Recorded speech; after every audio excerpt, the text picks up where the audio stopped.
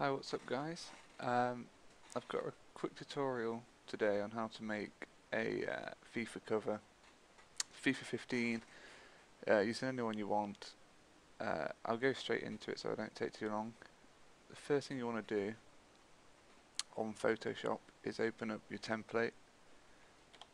As you can see here, this is what it will be called. I'll have a link in the description for this. And as far as I know, it's the official actual template. They actually released it for custom artwork, so you'll open it, it will look just like this. You may have these little things and ignite. I turn those off, but you can, it's just preference for those. Now the best thing to do if you're not good on Photoshop is to type in on Google whoever you want space PNG, and you'll find pictures of PNG formats that have already got no background, such as this one. Now, if you want to do your own, or if it's not a very popular player, such as, and this is for my cousin, Tom Huddleston, you'll have to cut it out yourself, which isn't too difficult. There's plenty of tutorials on YouTube, so just have a look at one of those. You're better off looking at a more recent one for easier ways to do it. But anyway, once you've got your image, open it up in Photoshop, get rid of anything like that, literally drag and drop. It's already quite a good size. What I'm going to do is, if you can hold Control T, you'll have this come up. You can see anything like that looks awful. You want to hold Shift, keeps its proportion, get the same kind of size as Messi's silhouette. Enter. If you hold Shift, it keeps it in a straight line. If you let go of Shift, you can end up all over the place, which obviously can be helpful, but for this, when you got it like that, I'd hold Shift, get it kind of where you want him. Control plus is to zoom.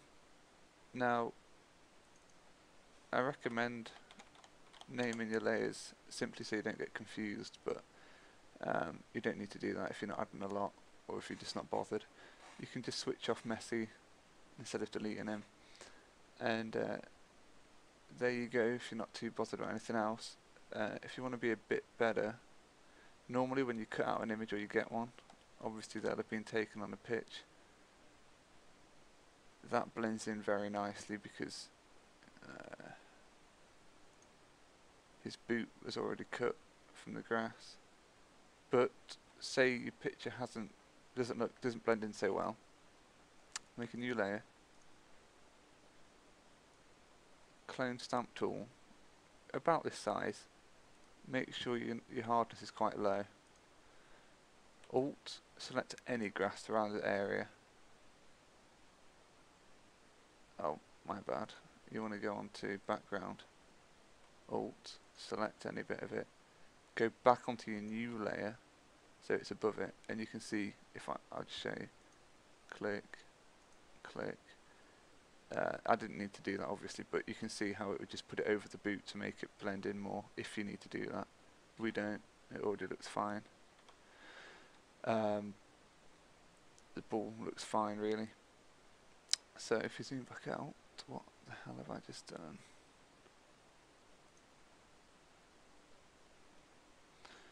No.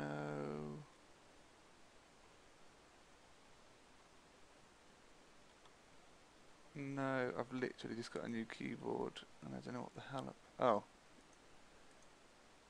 Okay. Ignore me.